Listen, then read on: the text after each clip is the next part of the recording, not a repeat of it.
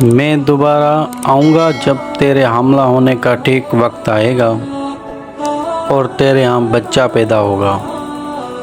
کیا میں ابراہیم کو بتاؤں کہ میں کیا کرنے والا ہوں؟ یہ بہت سی نسلوں کا باپ ہوگا اور وہ اپنے بچوں اور بچوں کے بچوں کو میری فرمان برداری کرنا سکھائے گا۔ ہاں، اسے جاننے کی ضرورت ہے۔ سدوم اور عمورہ کا گناہ بری حد تک بڑھ چکا تھا۔ میں ان دونوں شہروں میں ساری جانوں کو یعنی مردوں، عورتوں اور بچوں کو مار دوں گا، لیکن میرا بھتیجا لوط اور اس کا خاندان بھی وہیں رہتے ہیں۔ یہ خداوند کی شان کے خلاف ہے کہ وہ راست باز کو بدکار کے ساتھ تباہ کر دے۔ کیا ہوا اگر اس شہر میں 50 راست باز لوگ رہتے ہوں؟ کیا تو راست بازوں کو بچانے کے لیے سارے شہر کو معاف کر دے گا؟ میں جانتا ہوں کہ تمام انسانوں کا منصف وہی کرے گا جو ٹھیک ہوگا۔ اگر مجھے 50 راست باز ملے تو میں ضرور اس شہر کو چھوڑ دوں گا۔ میں صرف خاک ہوں، خداوند کے ساتھ بات کرنے کے قابل نہیں۔ لیکن کیا ہوا اگر اس شہر میں صرف 45 راست باز ہوں؟ کیا صرف 5 لوگ کم ہونے کی وجہ سے تو سب کو تباہ کر دے گا؟ اگر وہاں صرف 45 بھی نکلے تو میں اس شہر کو برباد نہیں کروں گا۔ کیا ہوا اگر صرف 40 ہی ملیں؟ اگر 40 نکلے تو بھی میں برباد نہیں کروں گا۔ میرے ساتھ ناراض نہ ہو، لیکن کیا ہوگا اگر 30 نکلے؟ میں 30 کے لیے ان کو برباد نہیں کروں گا، لیکن اگر صرف 20 ہوئے تو میں اس بدکار شہر کو بالکل تباہ نہیں کروں گا اگر وہاں 20 راست باز بھی ہوئے۔ برائے مہربانی ناراض نہ ہونا، میں اب آخری بار پوچھوں گا، اگر اس شہر میں صرف 10 راست باز ہوئے کیا تو پھر بھی اس کو تباہ کرے گا؟ نہیں، اگر مجھے 10 راست باز جانیں بھی مل سکیں تو میں اس شہر کو برباد نہیں کروں گا۔ اگر تجھے 10 بھی نہ ملے تو کیا تو مہربانی سے میرے بھتیجے لوط کو خبردار کر دے گا؟ ہم آج رات اس کی طرف جائیں گے۔ دونوں فرشتے شام کو شہر کی طرف گئے اور لوط علیہ السلام کے گھر کی طرف چلے۔ یہ میری سوچوں سے بھی بڑھ کر گمراہ ہیں۔ اب میں سمجھا کہ خدا کیوں یہاں ہر ایک خطا کے بچے کو، جانوروں کو تباہ کرنے لگا ہے۔ اے اجنبیوں، تم یہاں کے نہیں لگتے، سنو، تم رات سڑک پر نہیں گزار سکتے، یہ محفوظ جگہ نہیں ہے، آج رات کے لیے میرے گھر آ جاؤ۔ یہ تو واقعی خوبصورت ہیں، ہم جا کر باقی آدمیوں کو ان کے بارے میں بتائیں گے۔ لوط علیہ السلام ان آدمیوں کو باہر نکالتا ہے تاکہ ہم ان کے ساتھ صحبت کر سکیں۔ کیا یہ اپنے آپ کو ہم سے بہتر سمجھتا ہے؟ چلے جاؤ، تم ان کے ساتھ یہ بدکاری نہیں کر سکتے۔ او پردیسی، ہم دروازہ توڑ دیں گے اور تیرے ساتھ اس سے بڑھ کر بدکاری کریں گے۔ ہمیں تیری بیٹیاں نہیں چاہیے، ہم یہ خوبصورت آدمی چاہتے ہیں، یہ نفرت کے لائق ہے۔ وہ کہاں ہے؟ خدا تمہیں اندھا کر دے۔ اتنا اندھیرا کیوں ہو گیا ہے؟ یہ کس قسم کی طاقت ہے؟ مجھے نظر نہیں آ رہا کیا ہوا ہے۔ تمہیں کل صبح یہ شہر چھوڑنا ہوگا، جن کو تم خبردار کرنا چاہتے ہو کر لو۔ خداوند پاک ہے اور وہ یہ گناہ اور زیادہ برداشت نہیں کرے گا۔ خداوند کل اس جگہ پر آسمان سے آگ برسائے گا، سدوم اور عمورہ میں ہر ایک شخص مر جائے گا۔ جلدی کرو، آگ جلدی ہی برسے گی اور کوئی بھی اس سے بچ نہیں سکے گا۔ خداوند کہتا ہے کہ تم مڑ کر اس جلتے ہوئے شہر کو نہ دیکھنا، پیچھے مڑ کر نہ دیکھو۔ ہائے ہو، نہیں، ابو امی نے خداوند کی نافرمانی کی ہے اور وہ نمک میں بدل گئی ہے۔ ادھر نہ دیکھو، چلتے رہو۔ اس دن سدوم اور عمورہ میں ہر زندہ چیز مر گئی۔ خداوند راست باز ہے اور گناہ سے نفرت کرتا ہے، خاص طور پر گمراہ کرنے والی صحبت سے جو آدمیوں کے ساتھ اور عورتیں دوسری عورتوں کے ساتھ کرتی ہیں۔ ان سب سے بڑھ کر جنسی گناہ وہ ہے جو بچوں کے ساتھ کیا جاتا ہے۔ خداوند نے وعدہ کیا تھا کہ زمین کو کبھی بھی پانی سے تباہ نہیں کرے گا، لیکن اس نے آگ کے بارے میں کچھ نہیں کہا تھا کہ اگلی دفعہ تباہی آگ سے ہی ہوگی۔ کسی بھی گناہ کی سزا موت ہے، اور یہ موت آگ کی جھیل میں جسمانی اور ابدی موت کی شکل میں ہوگی۔ خدا کے فضل سے لوط خداوند کی عدالت سے بچ گیا اس کی بیوی کو یقین نہ آیا کہ خدا نے واقعی ان کو پیچھے مڑ کر دیکھنے کے لیے سنجیدگی سے منع کیا تھا۔ اس میں کوئی شک نہیں کہ سارے گناہوں کی سزا ہمیشہ موت ہوتی ہے۔ میں بہت خوش ہوں کہ خداوند کا فضل تمہارے ساتھ تھا۔ لوط تو اس شہر میں مر سکتا تھا۔ خداوند گناہ اور برائی سے نفرت کرتا ہے۔ تجھے اس قسم کے لوگوں سے دور ہی رہنا چاہیے۔ ہمیں تیری بیوی کے بارے میں سن کے بہت دکھ ہوا۔ تم اب کیا کرو گے؟ ہماری زندگی کبھی بھی پہلے کی طرح نہیں ہوگی۔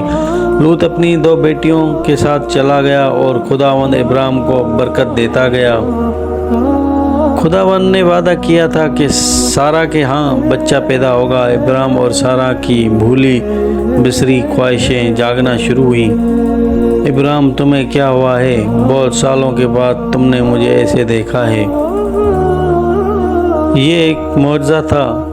جلدی ہاں، جب خداوند نے ہمیں یہ بتایا کہ میں حاملہ ہوں گی، مجھے ہنسی آ گئی۔ کون یقین کرتا کہ میں بڑی عمر میں اپنے بچے کو پالوں گی؟ خداوند نے اپنا وعدہ پورا کیا، وہ ہمیشہ کرتا ہے۔ ابراہیم کا بیٹا اسماعیل علیہ السلام جو ہاجرہ سے تھا، اب 14 برس کا ہو گیا تھا اور اسے نئے بچے سے نفرت تھی۔ یہ چھوٹا بے وقوف لڑکا میرا مذاق اڑاتا ہے۔ میں اس مصری کو اسحاق کے ساتھ ایک گھر میں نہیں رکھوں گی۔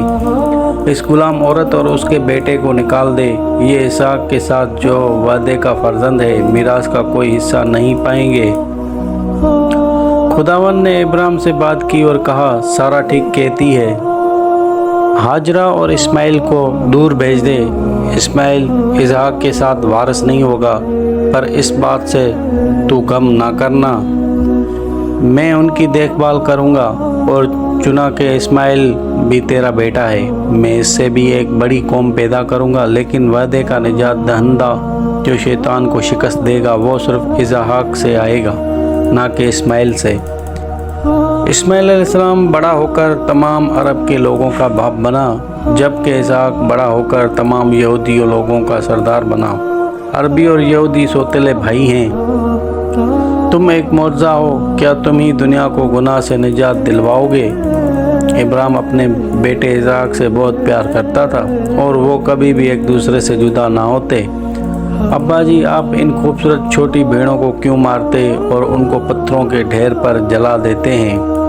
آسمان اور زمین کا خداوند پاک اور صاف ہے۔ میرے جیسے گناہ گار انسان کی سوچ کی حدوں سے کہیں زیادہ پاک ہے۔ پہلے انسان یعنی آدم نے خداوند کی نافرمانی کی اور اس کے بعد انسانی نسل ہمیشہ کے لیے گناہ گار ہو گئی۔ خداوند نے آدم کو بتایا تھا کہ اگر وہ گناہ کرے گا تو مر جائے گا، مگر آدم کے گناہ کے بعد خداوند نے جانوروں کو مارا اور ان کی کھال سے آدم اور حوا کی شرم کو ڈھانپا۔ جب میں ایک بھیڑ مار کے خداوند کی نظر کرتا ہوں تو یہ اس بات کی گواہی ہے کہ میں اپنے گناہ کو مانتا ہوں اور اپنی جگہ ایک بھیڑ کو مار کر ہدیہ دیتا ہوں۔ اسحاق ایمان میں بڑھتا گیا اور اس نے اپنے باپ کے خدا پر بھروسہ کرنا سیکھ لیا۔ ابراہیم اس کو بہت پیار کرتا تھا اور وہ دونوں اکثر خدا کی عبادت کرنے اور قربانیاں چڑھانے جاتے تھے۔ بھیڑ کو مار کر مذبح پر رکھا دیا جاتا جہاں وہ جل جاتا۔ ابراہیم میں چاہتا ہوں کہ تو اپنے اکلوتے بیٹے اسحاق کو، جسے تو بہت پیار کرتا ہے، لے کر اور میرے لیے سوختنی قربانی کے طور پر چڑھا۔ خداوند، تو مجھے کس طرح ایسا کام کرنے کو کہہ سکتا ہے؟ تو ایسا نہیں ہے۔ آگ کے پجاری انسانی قربانیاں چڑھاتے ہیں۔ تو نے کہا تھا کہ تو میرے بیٹے اسحاق سے ایک بڑی قوم پیدا کرے گا۔ اگر میں اس کو مار دوں گا تو پھر کبھی بھی تیرا وعدہ پورا نہ ہوگا۔ مگر تو خداوند ہے، میں اس بات کو نہیں سمجھ سکتا، لیکن میں تیری فرما برداری ضرور کروں گا۔ یہ 3 دن کا سفر ہے، اس نے اپنی بیوی کو بولا، اس لیے ہمیں آنے جانے میں تقریباً 1 ہفتہ لگ جائے گا۔ بیوی نے کہا، اپنا دھیان رکھنا، میں اپنے دونوں مردوں کے لیے دعا کروں گی۔ 3 دن بعد ابا جی، وہ رہا پہاڑ، ہم اندھیرا ہونے سے پہلے وہاں پہنچ جائیں گے۔ ہاں، ہم جا کر عبادت کریں گے اور پھر واپس جائیں گے۔ ابا جی، ہم لکڑیاں لے کر آئے ہیں اور آپ نے مذبح بھی بنا لیا ہے، مگر قربانی کے لیے جانور کہاں ہے؟ اسحاق، تمہیں یاد ہے کہ میں نے تمہیں خداوند کی اپنے ساتھ باتوں اور تیری ماں اور مجھے اس بزرگی میں بچہ دینے کے بارے میں بتایا تھا، اس نے میرے ساتھ دوبارہ بات کی ہے۔ اس دفعہ اس نے کہا کہ میں تمہیں سوختنی قربانی کے طور پر گزرانوں۔ میں ابا جی، کیا آپ کو یقین ہے؟ کیا خدا نے آپ کو یہ نہیں کہا تھا کہ میں وارث ہوں، ایک بڑی قوم کا سربراہ بنوں گا اور میری اولاد آسمان کے ستاروں کی مانند زیادہ ہوگی؟ اگر میں اب مر گیا تو خداوند کے وعدے کا کیا ہوگا؟ میں نے یہ سیکھا ہے کہ خداوند جو وعدہ کرتا ہے وہ اسے پورا کرنے کے بھی قابل ہے۔ اگر اس نے کہا ہے کہ تو ایک بڑی قوم کا باپ ہوگا تو ضرور بنے گا، چاہے تو مر بھی جائے۔ لیکن اگر میں مر گیا تو پھر یہ کس طرح ممکن ہوگا؟ میں نہیں جانتا جب تک کہ وہ تمہیں مردوں میں سے زندہ نہ کرے۔ ابا جی، کچھ بھی ہو جائے ہمیں خداوند کی فرمان برداری کرنی چاہیے۔ حالانکہ ابراہیم جانتا تھا کہ وہ خداوند کی فرمان برداری کر رہا تھا، لیکن اس بات سے اس کا دل بہت دکھی ہوگا اور اس کے ہاتھ بھی کانپتے ہوں گے جب وہ سوختنی قربانی کی عمومی دستور پورے کر رہا ہوگا۔ اس نے اپنے بیٹے کے ساتھ ہاتھ اور پاؤں باندھے اور اسے مذبح پر لٹا دیا۔ اگلا عمل اس کے گلے پر چھری چلانے کا تھا۔ ابراہیم نے خدا پر ایمان رکھنے کی دعا کی، ساتھ ہی چھری اٹھائی۔ جیسے ہی وہ چھری مارنے کے لیے ہاتھ نیچے کرنے لگا، اچانک اسے آسمان سے آواز سنائی دی، ابراہیم، ابراہیم، بچے کو نہ مارنا۔ اب مجھے معلوم ہو چکا ہے کہ تو مجھ پر توکل کرتا ہے، تو واقعی فرمان برداری کرنا چاہتا ہے، اس لیے تو نے اپنا اکلوتا بیٹا بھی مجھے دینے سے انکار نہ کیا۔ جب ابراہیم نے نظر اٹھا کر دیکھا تو اسے ایک مینڈھا جھاڑیوں میں پھنسا ہوا نظر آیا۔ ابا جی دیکھو، خداوند نے میری جگہ پر ایک مینڈھا مہیا کیا ہے۔ ابراہیم، اس لیے کہ تو نے ایسا کیا کہ اپنا اکلوتا بیٹا بھی مجھ پر قربان کرنے سے دریغ نہ کیا، میں تجھے برکت دوں گا اور تیری اولاد کو آسمان کے ستاروں کی مانند بڑھاؤں گا، اور تیرے بچے اس زمین پر قبضہ کریں گے اور تیرے دشمنوں کو ختم کریں گے۔ مگر تیرے بچوں میں سے ایک جو ابھی پیدا نہیں ہوا، اس کے وسیلے سے زمین کی سب قومیں برکت پائیں گی۔ ابا جی، وہ رحم کرنے والا خداوند ہے، بالکل اسی طرح جیسے کہ آپ نے کہا تھا۔ ابراہیم کے دو بیٹے اسماعیل اور اسحاق تھے۔ اسحاق وہ بیٹا تھا جسے خداوند نے چنا تھا تاکہ ابراہیم سے کیے گئے وعدے کو آگے بڑھا سکے۔ اسحاق کا ایک بیٹا تھا جس کا نام یعقوب تھا، جس کا نام بعد میں بدل کر اسرائیل رکھ دیا گیا۔ یعقوب کے 41 بیٹے تھے۔ کچھ عرصے بعد یعقوب اور اس کے 41 بیٹے اپنے خاندانوں کے ساتھ مصر کو چلے گئے، جہاں وہ آخر کار غلام بن کر رہ گئے۔ یعقوب کے 41 بیٹے اسرائیل کے 41 قبیلے بن گئے۔ یعقوب 1834 قبل از مسیح، اسحاق، ابراہیم، اسماعیل کے 41 شہزادے تھے اور وہ عرب کے لوگ